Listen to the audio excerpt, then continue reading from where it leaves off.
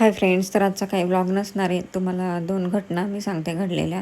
सातारामध्ये जी पहिली घटना सासपडेत घडली. 13 वर्षाच्या मुलीवर अत्याचार करून नराधमाने तिच्या डोक्यात जातं घालून तिला ठार केलं. असल्या नराधमाला सेम तशीच शिक्षा दिली पाहिजे. त्याचा जगण्याचा काहीच अधिकार नाही आहे. टेचून टेचून अक्षरशः त्याला मारलं पाहिजे, तेव्हाच त्या मुलीला कुठं न्याय मिळेल. दुसरी घटना म्हणजे 23 वर्षांचा मुलगा आमच्या इथला. तर त्याचं काहीतरी भांडणं झाली असतील. त्याच्यामध्ये ना त्याला भांडणामध्ये एवढं मारलं गेलं, काही पर्सनल कारण असू शकतं, एवढं मारलं गेलं की 2-3 दिवस तो हॉस्पिटलमध्ये होता आणि रविवारी त्याचं निधन झालं. तर मला एवढंच सांगायचं आहे भावांनो, कुठल्याही भानगडीत पडू नका. आपलं काम, आपली फॅमिली, बस ह्याच्याशीच तुम्ही संबंधित राहा.